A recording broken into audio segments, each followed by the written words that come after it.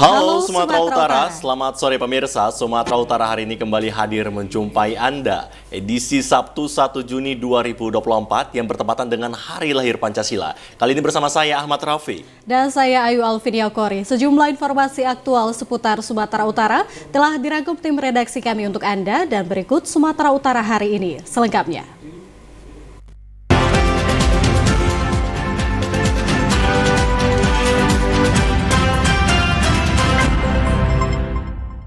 Kita mulai informasi pertama pemirsa, pemerintah Provinsi Sumatera Utara menggelar upacara peringatan Hari Lahir Pancasila pada hari ini 1 Juni 2024. Dalam amanatnya, penjabat Gubernur Sumatera Utara Hasanuddin menegaskan pentingnya memaknai Pancasila sebagai pedoman hidup dalam merekatkan persatuan dan kesatuan masyarakat Indonesia.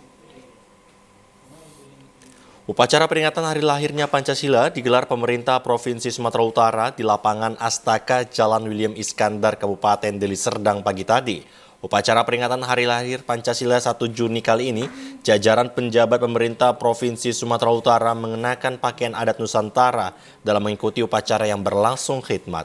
Peringatan hari lahirnya Pancasila diperingatkan untuk mengingat pokok pikiran Pancasila yang dilahirkan dari Presiden Republik Indonesia Soekarno sebagai wujud pedoman hidup bangsa Indonesia yang terdiri dari berbagai latar belakang suku, ras, agama, dan antar golongan.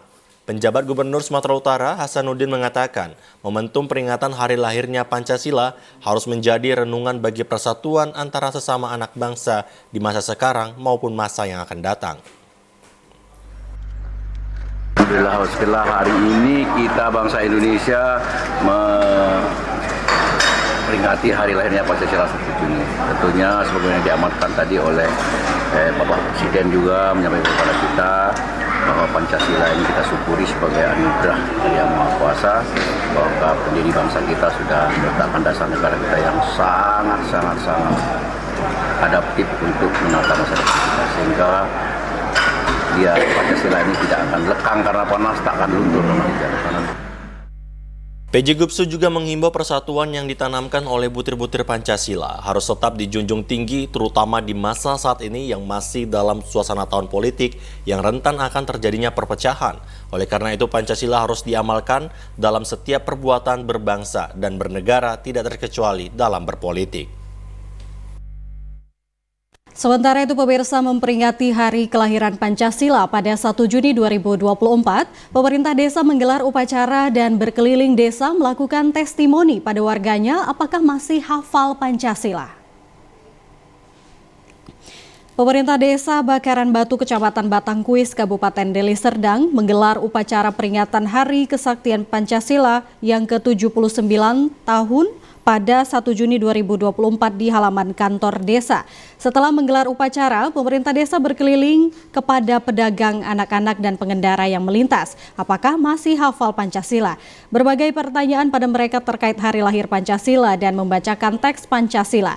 Kegiatan ini bertujuan untuk mengedukasi warga apakah masih ingat hari kelahiran Pancasila dan masih hafalkah kelima sila Pancasila. Sebagian warga masih ada yang lupa, namun masih banyak yang hafal Pancasila dari kalangan remaja, ibu-ibu, dan juga anak-anak. Kepala Desa Bakaran Batu Muslim Susanto mengatakan kegiatan ini digelar untuk menumbuhkan rasa cinta masyarakat kepada Pancasila, tidak memandang suku dan agama karena Pancasila adalah pengikat dan pemersatu bangsa Indonesia. Kepada masyarakat, pengharapan kami selaku pemerintahan desa terus menumbuhkan kecintaannya terhadap Pancasila. Karena apapun agamanya, apapun sukunya, etnik, Pancasila adalah suatu pengikat atau pemersatu bangsa Indonesia. Jadi di Desa Bakaran Batu, nilai-nilai inilah yang kita pupuk, kita pelihara dan akan kita kembangkan terus agar masyarakat kita benar-benar masyarakat yang cinta terhadap Pancasila. Salah seorang warga desa Wina Dewi mengatakan kegiatan Hari Lahir Pancasila yang dilaksanakan pemerintah desa ini sangat baik dan mengingat warga akan hari lahirnya Pancasila. Ia juga merasa senang mendapatkan hadiah karena dapat menghafal kelima sila dari Pancasila. Ya, bagus sih untuk istilahnya kita mengingat kembali gitu mengenai Pancasila bersama Undang-Undang Dasar 1945. Diharapkan pada momen hari kelahiran Pancasila ini, masyarakat dapat meningkatkan rasa persatuan dan kesatuan bangsa, serta menjaga keutuhan Negara Kesatuan Republik Indonesia. Pemirsa, Hari Lahir Pancasila diperingati setiap tanggal 1 Juni. Peringatan Hari Lahir Pancasila pada tahun ini dengan tema Pancasila Jiwa Pemersatu Bangsa menuju Indonesia Emas tahun 2045 yang ditetapkan Badan Pembina Ideologi Pancasila. Peringatan Hari Lahir Pancasila tahun ini di Kabupaten Tapanuli Utara, Komandan Dandim 0210 Taput menjadi inspektur upacara yang digelar di lapangan Tangsi Tarutung pagi tadi. Diawali dengan upacara penaikan bendera merah putih, serta pembacaan teks Pancasila oleh Dandim 0210 Taput Letkol Infantri Saiful Rizal, serta pembacaan Undang-Undang Dasar 1945 oleh Serda Wawan. Upacara berlangsung khidmat dan lancar yang diikuti oleh peserta upacara dalam amanat Badan Pembina Ideologi Pancasila Republik Indonesia yang dibacakan oleh Komandan Kodim 0210 pada peringatan Hari Lahir Pancasila yang bertemakan Pancasila Jiwa Pemersatu Bangsa menuju Indonesia Emas menyebutkan, pada momentum sangat bersejarah ini mengajak segenap komponen bangsa dimanapun berada untuk bahu-membahu membumikan Pancasila. Selain itu disebutkan Pancasila telah terbukti mampu mempersatukan bangsa Indonesia dalam berbagai gelombang dan tantangan serta ujian sejarah. Sehingga dengan Pancasila hingga saat ini bangsa Indonesia tetap berdiri kokoh dan tangguh sebagai bangsa yang besar. Upacara digelar dengan sederhana dengan semangat Pancasila. Sejumlah peserta upacara mengenakan pakaian tradisional bercorak ulos Batak sebagai wujud keberagaman Nusantara yang menjunjung tinggi nilai persatuan dan kesatuan. Selain itu, selaras dengan tema peringatan Hari Lahir Pancasila, momen peringatan Hari Lahir Pancasila, PJ Bupati Taput Dimposma Sihombing menyampaikan sejumlah hal serta menghimbau masyarakat agar senantiasa mencintai dan mengamalkan Pancasila sebagai dasar negara bangsa Indonesia serta mengamalkannya dalam kehidupan sehari-hari. Di dalam mengamalkan Pancasila di dalam kehidupan sehari-hari juga harus kita kembangkan bagaimana sikap kita di dalam beribadah juga, sikap menghormati dalam beribadah. Itu salah satu juga pengamalan Pancasila, bagaimana sikap gotong royong itu bukan hanya kepada Tuhan Yang Maha Esa, sikap gotong royong kepada lingkungan juga, alam juga, khususnya alam Indonesia. Kita harus kita kembangkan sikap gotong royong di semua lapisan masyarakat. Izin Bapak, salam komandonya Bapak. Kita beralih ke informasi lain. Pemirsa, Polda Sumatera Utara melalui Ditpolairut menangkap seorang pria di tengah laut karena membawa narkoba jenis sabu-sabu. Pada penangkapan tersebut, petugas menyita barang bukti narkoba jenis sabu dengan berat 49 gram lebih. Video amatir memperlihatkan detik-detik petugas Ditpolairut Polda Sumut memberhentikan satu unit sampan bermesin dongpeng di kawasan perairan Belawan pada Kamis siang. Pada video tersebut, petugas sempat melakukan kejar-kejaran dengan terduga pelaku karena tidak mau saat diberhentikan. Ketika ditangkap dan dilakukan penggeledahan terhadap terduga pelaku yang berinisial I, petugas mendapati narkoba jenis sabu-sabu yang tersimpan di dalam saku celana pelaku. Kepala Bidang Humas Polda Sumatera Utara Kombes Pol Hadi Wahyudi saat dikonfirmasi membenarkan penangkapan tersebut.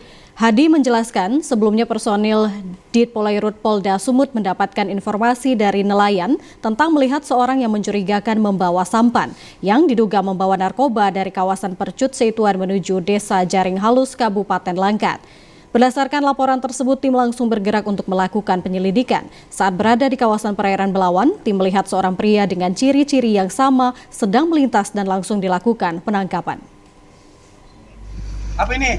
Sementara hasil pemeriksaan berasal dari Medan hendak dibawa ke Langkat. Jadi mereka menggunakan sampan tanpa tidak dicurigai, gitu kan? Tidak dicurigai, tapi jelian petugas kita bisa mendapatkan itu. Sempat terjadi aksi kejar-kejaran di tengah laut, Pak? Karena yang bersangkutan diingatkan tidak berhenti, tetapi kan kita menggunakan perahu motor yang pasti bisa mendapatkan itu. Saat ini pelaku beserta barang bukti narkoba dan sampan sudah berada di Mako Ditpolairut Polda Sumut untuk dilakukan pemeriksaan mendalam. Kita beralih ke informasi lainnya pemirsa, satu unit mobil minibus dan sepeda motor yang sedang melintas tertimpa pohon tua saat hujan deras melanda kota Medan. Akibat peristiwa ini, satu orang yang merupakan pengendara motor meninggal dunia dengan kondisi terjepit pohon. Inilah video amatir merekam kondisi pasca seorang pengendara sepeda motor meninggal dunia setelah tertimpa pohon besar berusia ratusan tahun di Jalan Imam Bonjol pada Jumat sore. Pohon tua ini tumbang ketika hujan deras melanda kota Medan lebih dari 1 jam. Dua kendaraan yang melintasi mobil minibus dan sepeda motor ikut tertimpa pohon yang berukuran besar ini. Petugas gabungan Dinas Pertamanan dan Satlantas Polrestabes Medan langsung melakukan evakuasi korban yang terjepit serta melakukan pemotongan pohon yang menutup badan jalan. Diketahui identitas korban yang meninggal dunia bernama Himilda. Saksi mata Winda Novitasari merupakan pedagang di sekitar lokasi mengatakan pada saat hujan sudah terdengar suara dari pohon yang akan tumbang. Tiba-tiba kendaraan melintas dan langsung menimpa keduanya. Saat ini jasad korban sudah dievakuasi petugas kepolisian ke Rumah Sakit Bayangkara Medan. Petugas di lapangan sudah melakukan pembersihan terhadap pohon tumbang yang menutupi badan jalan. Tiba-tiba pohon itu udah bunyi krek lama-lama dia tumbang, kabel itu berapi. Saya nampak ada mobil lewat, keretanya saya tidak nampak, cuma mobil aja yang lewat timpa pohon. Itu aja yang saya nampak, cuman kata bapak-bapak tadi bilang ada satu kereta ketimpa katanya. Itulah saya langsung panggil polisi, Pak tolong ada yang timpa pohon. Saya bilang kan, ya saya hubungin, semuanya saya hubungi itulah. Perempuan, ibu-ibu. Kereta satu aja.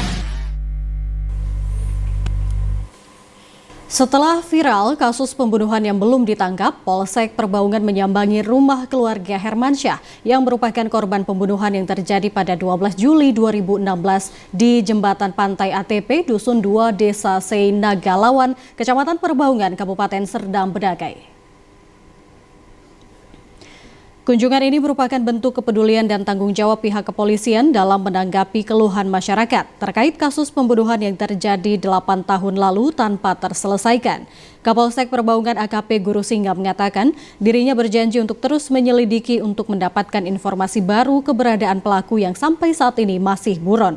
Pihaknya berkomitmen untuk terus berupaya menyelesaikan kasus ini. Untuk itu pihaknya mohon agar keluarga tetap percaya dan berpikir positif terhadap kerja Polsek Perbaungan. Kakak kandung korban, Nur Ainun, didampingi suaminya, Ali Daud Lubis, menyampaikan terima kasih atas perhatian dan kunjungan Kapolsek beserta timnya. Ia menyatakan harapan besar keluarga agar pelaku pembunuh adiknya segera ditangkap dan diadili sesuai hukum yang berlaku. Pihaknya berharap agar pelaku pembunuh adik mereka segera ditangkap. Ya, harapan kita kuatnya ya harus memang dapatlah Pak, ketemulah itu bisa ditemukan pelaku pembunuhan Pak. Ini kita tetap bertindak ya sesuai dengan SOP, bagaimana tindakan kepolisian. Kita akan melakukan penyelidikan lebih intensif dan juga untuk sekarang ini juga anggota untuk mengumpulkan informasi-informasi yang berasal dari mungkin beberapa saksi yang telah kami panggil. Kalau kita berharap ya semoga pelaku ini secepatnya kita tangkap. Pada kunjungannya tersebut, Kapolsek Perbaungan juga memberikan bantuan tali asih berupa sembako kepada keluarga korban. Bantuan tersebut terdiri dari beras, telur ayam, minyak makan, gula, dan mie instan. Langkah ini merupakan bagian dari upaya kepolisian untuk menunjukkan empati dan dukungan nyata kepada keluarga korban yang masih berduka.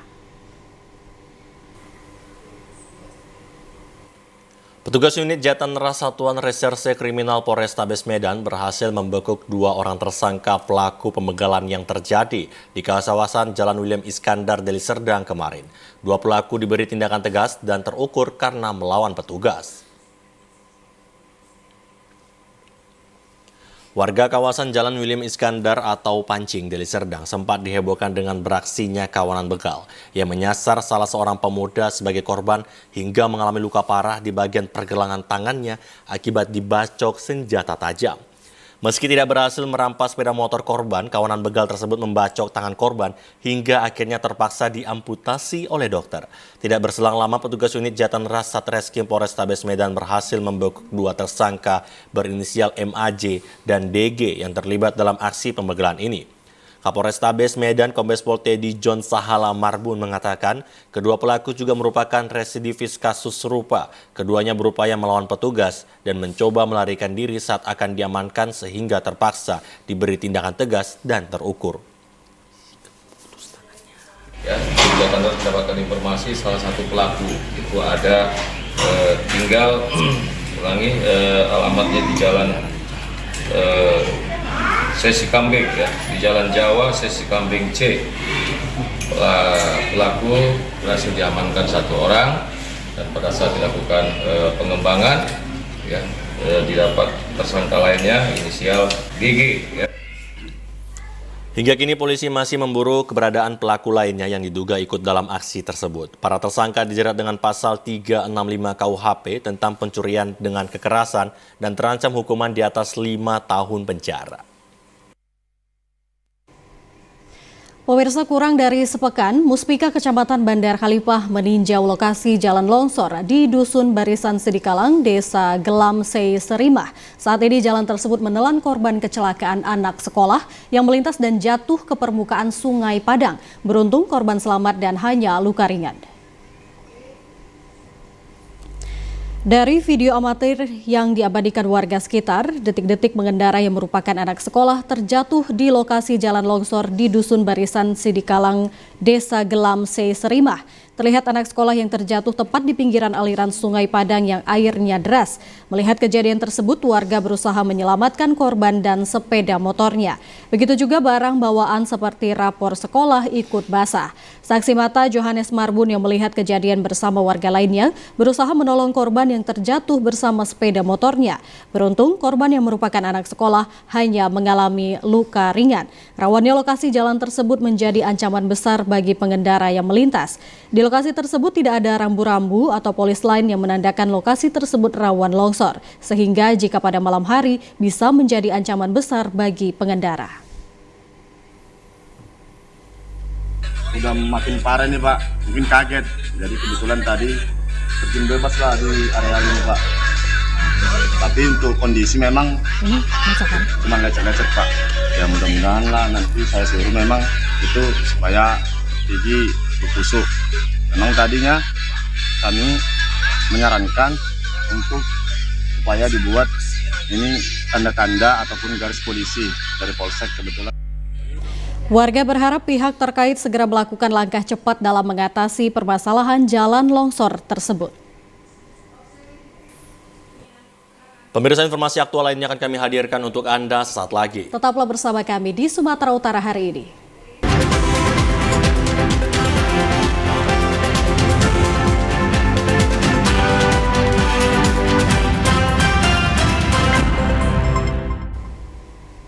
Terima kasih pemirsa, Anda kembali bersama kami.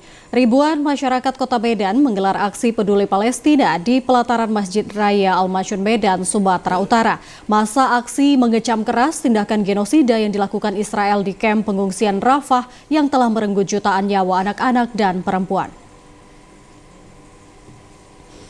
Ribuan umat muslim dari berbagai elemen ormas Islam di Kota Medan, Sumatera Utara pagi tadi berkumpul di halaman Masjid Raya Al-Masyun Medan Utara di Jalan Sisingamangaraja, Medan dengan membawa spanduk bertuliskan Save Palestine serta tolak genosida yang dilakukan Israel. Masa aksi menyerukan kemerdekaan terhadap Palestina. Sejumlah tokoh masyarakat dan tokoh umat muslim di Sumatera Utara juga menyampaikan orasinya. Salah satu yang disoroti yakni penyerangan yang dilakukan sepekan ini terhadap kamp pengungsian di Rafah. Akibat penyerangan ini, sedikitnya 60 orang warga sipil, anak-anak dan perempuan tewas serta mengalami luka akibat bom yang diluncurkan oleh Israel. Koordinator aksi Haris Sucipto mengatakan hal ini sebagai bentuk solidaritas sesama umat muslim. Pihaknya juga melakukan penggalangan dana dan sudah terkumpul hampir 300 juta rupiah. Agar seluruh dunia mengecam kejadian Rafah yang ada, dan ini merupakan sebuah tujuan luar biasa. 350.000 rupiah. Takbir. Apa yang aman mereka jamin, tapi pelaku mereka malah membom. Dan ini merupakan kesepakatan yang dilanggar oleh PBB. PBB sudah melakukan masih hari ini Israel terus membombardir Rafah. Dengan ini merupakan kejahatan kemanusiaan yang luar biasa. Dan sudah berlangsung sampai saat ini 239 hari. Kita berharap agar seluruh dunia mendesak dan membawa Israel ke pengadilan internasional dan segera menghukum. Bila perlu kita berharap adalah ada embargo terhadap Israel. Seperti yang diketahui, Israel dengan tanpa rasa peri kemanusiaan hingga saat ini masih membombardir wilayah Palestina, terutama di kamp pengungsian di wilayah Rafah dengan melanggar aturan hukum perang dan pembantaian yang dilakukan dengan menyasar kaum perempuan dan anak-anak. Pemirsa, sejumlah pemulung dan fakir miskin di Kota Gunung Sitoli mendapatkan makan gratis dari program berbagi kasih secara rutin di Resto Raja Koki.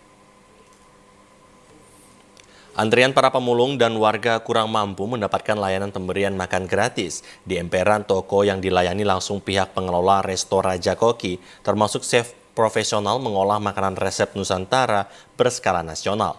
Bagi kedua pemulung cilik yang diwawancarai TVRI, Beza dan Intan mengaku sangat senang diberikan makan gratis di siang hari sehingga tidak menyita waktu mereka untuk pulang ke rumah lagi. Melainkan setelah makan dapat melanjutkan aktivitasnya mencari rupiah di balik tumpukan sampah di sudut toko dan kawasan dalam kota. Keduanya merupakan peserta didik aktif pada tingkat sekolah dasar yang saling berbeda. Mereka mengaku makan gratis yang disajikan telah membantu beban ekonomi keluarganya. Senang nggak dapat ini? Sudah berapa lama dapat makanan gini? Baru 2 hari ya. Tahu kalau di sini setiap hari cuma ada makanan gratis. Berarti di mana memulung biasanya? Di kota aja, di pasar. Ya, itu dari jam berapa adik biasa mulung? Jam berapa biasanya kalau pergi? Nggak tahu. Kelas berapa sekarang ke sekolah? Kelas 1. Oh, tinggal di mana? Pasar Gomo. Siapa namanya? Intan Marga? Lah iya. Senang nggak dapat makanan? Senang ya. Hari Jumat kesini lagi ya. Chef restoran juga berkomunikasi dengan anak-anak pemulung agar semangat dalam menjalani hidup dan tidak harus malu menjadi pemulung, mendukung orang tua untuk mencari nafkah. Selain itu mereka diajak agar rajin belajar, mengikuti pendidikan melalui bangku sekolah.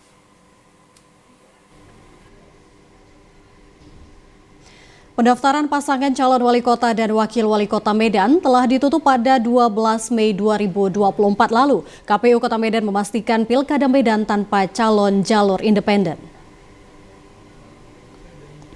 KPU Kota Medan terus melakukan tahapan Pilkada Medan di kantor KPU Kota Medan, Jalan Kejaksaan Medan kemarin. Pilkada Medan yang akan digelar pada 26 November 2024 dipastikan tanpa calon wali kota dan wakil wali kota melalui jalur perseorangan. Ketua KPU Kota Medan Mutia Atikah mengatakan tidak satupun pasangan calon wali kota dan wakil wali kota Medan yang mendaftar dari jalur independen perseorangan hingga batas akhir pendaftaran 8 hingga 12 Mei 2024 lalu. KPU Kota Medan telah menetapkan syarat untuk pasangan calon jalur independen. Dukungan bagi pasangan calon yang akan mengikuti kontestasi Pilkada Medan harus mengantongi dukungan sekitar 120.475 KTP dan tersebar di minimal 11 kecamatan yang ada di Medan. Hal ini berdasarkan peraturan KPU nomor 2 tahun 2024 dan keputusan KPU Medan nomor 878 tahun 2024 pada 1 April 2024 tentang syarat minimal dan persebaran dukungan calon wali kota dan wakil wali kota Medan. Mutia Atikah menjelaskan KPU Kota Medan akan membuka pendaftaran pasangan calon wali kota dan wakil wali kota yang diusung dari partai politik selama 3 hari pada bulan Agustus mendatang. Untuk pendaftaran calon wali kota dan wakil wali kota di Kota Medan bagi calon independen atau calon perseorangan itu sudah tidak ada lagi dan KPU tidak menerima satu pendaftaran pun dari calon terkait dengan calon independen atau calon perseorangan. Namun untuk calon wali kota dan wakil wali kota yang diusung oleh partai politik nanti akan dibuka pendaftaran pada tanggal 27 Agustus hingga 20 Pemirsa, berikut informasi perakiraan cuaca di sejumlah daerah di Sumatera Utara dari Badan Meteorologi, Klimatologi, dan Geofisika Wilayah 1 Medan berlaku pada hari Minggu 2 Juni 2024. Halo Sobat BMKG, jumpa lagi bersama saya Anggun. Perakiraan cuaca BBMKG Wilayah 1 Medan akan memberikan informasi tentang perakiraan cuaca dan hotspot Provinsi Sumatera Utara pada Minggu 2 Juni 2024. Pada pagi hari diperkirakan cerah berawan dan berpotensi hujan ringan untuk wilayah Nia Selatan, Langkat, Karo, Dairi, Samosir, Simalungun, Toba, Tapanuli Utara, dan sekitarnya. Untuk siang hingga sore hari, diperkirakan cerah berawan dan berpotensi hujan ringan hingga lebat. Dengan hujan lebat berpotensi terjadi di Humbang Hasundutan, Pakpak Barat, Tapanuli Tengah, dan untuk malam hari, diperkirakan berawan dan berpotensi hujan ringan hingga sedang, dengan hujan sedang berpotensi terjadi di Karo, Dairi, Pakpak Barat, Humbang Hasundutan, Tapanuli Tengah, Padang Lawas Utara, Padang Lawas, Labuhan Batu Selatan, Mandailing Natal, Kota Sibolga, Nias, Nias Utara, Nias Barat, dan sekitarnya. Untuk dini hari, diperkirakan berawan dan berpotensi hujan ringan untuk wilayah Langkat, Medan, Batubara, Deli Serdang, Sedang Beragai, Tapanuli Tengah, Pakpak Barat, Karo, Binjai, Mandailing Natal, Tapanuli Selatan, Padang Lawas Utara, Nias, dan sekitarnya. Untuk suhu udara, diperkirakan berkisar antara 17 hingga 33 derajat Celcius, dengan kelembapan udara berkisar 65 hingga 98%, dengan angin yang bertiup dari tenggara hingga barat laut dengan kecepatan 10 hingga 30 km per jam. Untuk titik panas atau hotspot di wilayah Sumatera Utara, pada pantauan tanggal 31 Mei 2024 tidak terdapat titik panas. Kami himbaukan untuk tetap selalu waspada potensi hujan dengan intensitas sedang hingga lebat di wilayah Kabupaten Nias, lereng barat, lereng timur, Sumatera Utara yang dapat berpotensi terjadinya banjir, longsor, serta bencana hidrometeorologis lainnya. Demikian informasi yang dapat saya sampaikan. Terima kasih, sampai jumpa dan selamat Hari Pancasila. Pemirsa, informasi menarik lainnya dapat Anda ikuti setelah yang berikut ini. Tetaplah bersama kami di Sumatera Utara hari ini. Masyarakat yang tinggal di daerah pesisir Kabupaten Batubara masih sulit mengakses sumber air bersih. Namun keberadaan sumber pompa program pengadaan air minum dan sanitasi berbasis masyarakat PAMSIMAS dari pemerintah menjadi salah satu solusi sebagai sumber kehidupan. Di Kabupaten Batubara terdapat sejumlah sumur pompa atau PAMSIMAS yang tersebar di beberapa desa, diantaranya di Dusun 7 Desa Sidomulyo, Kecamatan Seibalai. Sumur pompa PAMSIMAS yang dikelola kelompok swadaya masyarakat ini dibangun pada tahun 2020 lalu dengan menggunakan 4 tangki berukuran besar untuk menampung air. Air dari tangki kemudian disalurkan ke rumah-rumah warga melalui pipa paralon. Untuk operasional sumber pompa PAMSIMAS, setiap warga dikenakan tarif sebesar Rp2.000 per meter kubik air. Kepala Desa Sidomulyo Ramlan mengatakan keberadaan sumber pompa PAMSIMAS ini sangat membantu warga, sebab sebelumnya warga menggunakan sumur dangkal yang airnya keruh sehingga tidak layak untuk dikonsumsi. Ramlan berharap ada penambahan sumur pompa baru agar bisa dinikmati lebih banyak warga. Oh, banyak sekali Pak, banyak sekali. Dulunya belum ada PAMSIMAS air bersih, sekarang sudah ada PAMSIMAS air bersih, jadi manfaatnya sangat banyak sekali bagi masyarakat. Dulu kita minum aja ya, itu airnya yang keruh lah, yang disaring lah, yang masam lah. Setelah ada bangunan dari pemerintah PAMSIMAS ini, ya alhamdulillah sekali masyarakat mengucapkan. Ya kami selaku pemerintah desa berterima kasih kepada pemerintah yang telah memberikan ya sumur PAMSIMAS air bersih ini. Salah seorang ibu rumah tangga Tumini mengaku kini tidak lagi harus menyaring air untuk kebutuhan sehari-hari karena air dari sumber pompa PAMSIMAS dapat digunakan untuk kebutuhan air minum dan memasak serta kebutuhan lainnya. Ya banyak manfaatnya. Sekarang saya punya air bersih, dulunya airnya payung, agak keruh, pakai nyaring, sekarang kan nggak pala nyaring. Nah, gitulah Pak. Jadi ini PAMSIMAS ini untuk apa ya Bu? Masak, nyuci, ya segalanya lah Pak, ngepel rumah, kita pakai air itu. Orang ke air yang kami bangun udah nggak digunakan lagi, udah nggak keluar, semuanya dari Pansimas. Kualitas airnya gimana nih Bu? Baik. Kebutuhan air bersih menjadi sumber kehidupan sehingga diharapkan untuk bersama peduli menjaga pelestarian lingkungan demi kelangsungan hidup di masa depan. Pemirsa, masyarakat Desa Pematang Tengah, Kecamatan Tanjung Pura, Kabupaten Langkat mulai menggalakkan tanaman hidroponik guna membantu perekonomian keluarga sekaligus konsumsi sayuran yang sehat dan higienis tanpa pestisida. Ide kreatif yang dilakukan masyarakat Kecamatan Tanjung Pura ternyata memberikan hasil yang sangat memuaskan. Salah satunya adalah menanam berbagai sayuran dan buah hidroponik seperti kangkung, bayam, pakcoy, hingga stroberi dan anggur. Meski tidak memiliki lahan yang luas, masyarakat Desa Pematang Tengah bisa bercocok tanam berbagai jenis sayuran dan buah dengan hanya menggunakan lahan seluas 6 meter saja. Dengan menggunakan modal secukupnya untuk membeli pipa sebagai wadah penanaman bibit sayur dan buah, warga desa bisa memanfaatkan perkarangan rumah sembari mendapat penghasilan tambahan bagi perekonomian keluarga. Pipa atau wadah bibit sayur dan buah ini harus dialiri air yang dibantu dengan mesin air akuarium tempat ikan bermain. Selain itu, perawatan tanaman hidroponik ini juga tidak memakan waktu untuk menjaganya. Cukup dengan dilindungi menggunakan terpal atau plastik agar tidak musuh hama. Muhammad Sajli, petani hidroponik, mengatakan keunggulan tanaman hidroponik ini diantaranya tidak membutuhkan lahan yang luas, cepat panen, dan hasil tanaman juga higienis serta sehat untuk dikonsumsi karena tidak memakai pupuk.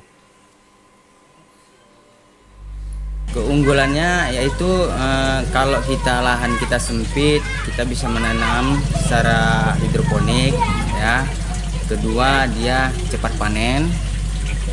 Ketiga, dia tidak pakai fungi dan pestisida itu. Selanjutnya, keunggulan dia yaitu sayurannya higienis, ya, sehat. Kini pemerintah desa mulai memberikan penyuluhan bagi masyarakat bagaimana cara berbudidaya tanaman hidroponik serta pemanfaatan perkarangan rumah dengan baik dan benar sehingga mampu dijadikan sebagai hasil tambahan untuk perekonomian keluarga. Pemirsa, informasi tadi mengakhiri perjumpaan kita di Sumatera Utara hari ini. Mewakili kerabat kerja yang bertugas, saya Ahmad Rafiq. Dan saya Ayu Alvinia Kori. Terima kasih, selamat sore dan sampai jumpa.